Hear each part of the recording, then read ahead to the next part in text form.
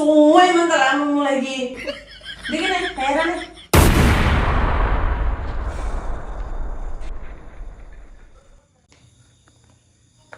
Mumet aku ini. Aku mulai kerja di Senen nih. Aku ning omah yo di Senen. Tapi giliran aku di duit, duber. Aku ben mumet aku rasane lampir siji. Apa awakmu iki? Ora apa-apa.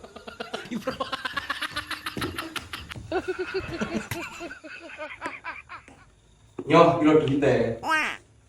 Iki roh mek duwe ta lho iki. Bojo mulih iki mbok ya disambut dhisik apa piye ngono. Dipeluk kek apa dikekne kopi kek. Ngono kuwi kudune.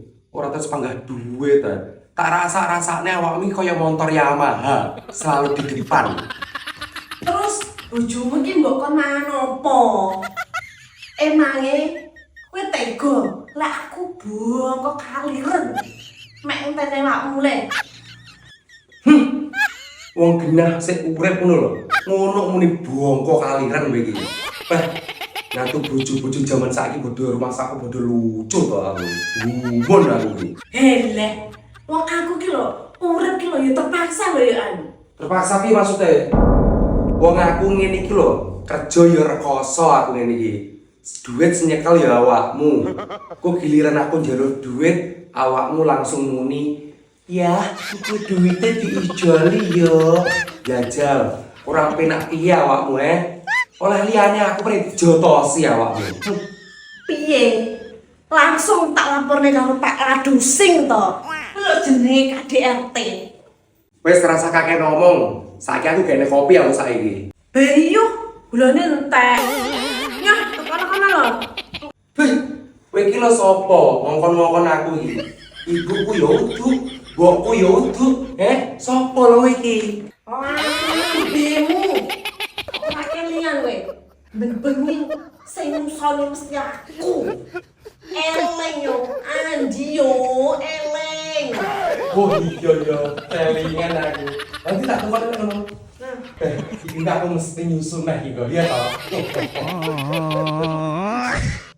Ki lho, wis tak tukokne iki lho gulane. Yo ki ndang digodhog kono banyune. Lah jareke arep nggekne kopi aku. Tapi sampe nyapa kok salin iki? Lah jaremu arep nyusu bar ngopi. Yo tak terne dimes dhisik ten ngene mae. Ben tenang lek mu nyusu. Sida nyusu apa ora iki jane? Oh iya ya. Ayo.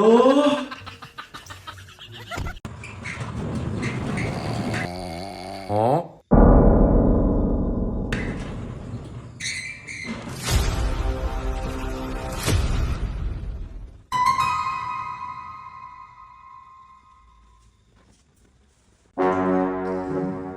Kon diwe iki udah lawan mulai bengi.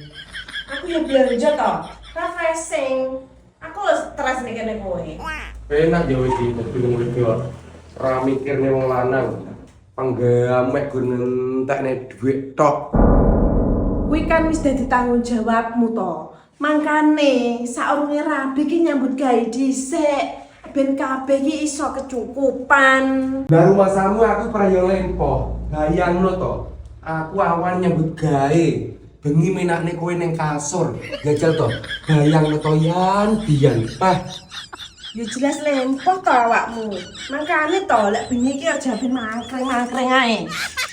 Berarti duit sing tak kei mang bengi kuwi wis mbok entekne kabeh berarti. Mbok entekne kabeh berarti ki lho. Ya wis entak lah. Lek ora entak aku yo mulai. Jan penak tenan ya uripe wong wedok iki.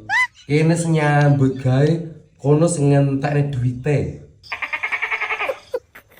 Meneng apa ora kowe? Jan delok. Kok tenan. Terus kamu tuku apa ae iki, Mang? Aku tuku sembulu barang-barang iki lho.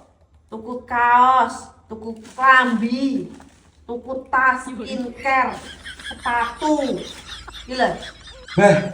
Jan wong wedok siji iki jan garakne ndas mumet. Jane lho, otakmu mbok endi ngono. Ya lek mumet ya ora biar mbah-mbah kono. Paling yo mek njaluk balsem karo PPO. Janggalku dicepot tenan ngene iki, ngrasakne malamten siji iki. Mosok to? Aku muni sak kecap lho. Iso ngomong aku balesamu iso 10 kecap lho. Beh, sebutir aku ndas iki. Yo lek ngono rabi yo karo wong liya ae kono.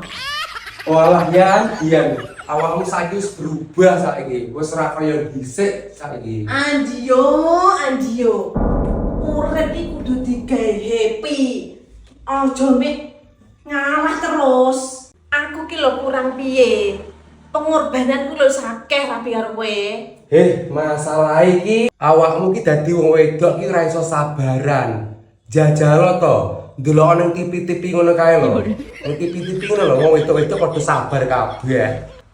Lek kowe pengen aku sabar, yo penakno uripku. Saiki masalahe ngene lho. Deloken to, kaya saiki beras barang lho yo entek saiki. Jajal, kowe ku arep mbado kopo Mbado lungko kuwi.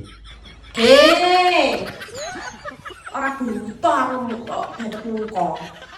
Oh lungko kok pakane koncone. Ya doken dhewe ngono. Aku ki pengen kuki mangan sego, sayur, iwak. Kaya wong-wong ngono kan lho. Ngolakno to Yan, Dian. Lah pengen mangan enak yo ora usah kakean gaya kowe iki. Wah, nyatu yo lanangan boyok iki. Mulakno to, aja mek penak nang pasar tok. Yo nek enak nek makanan bareng. Tapi aku wis kesel ngladeni kekarepamu terus ki. Awakmu pengenmu njaluk mangan enak terus. Lah halah. Panganan enak apa lho? Sing dipangan diingi lho, beras ras krim. Beras pedeso, ono sambar kesel.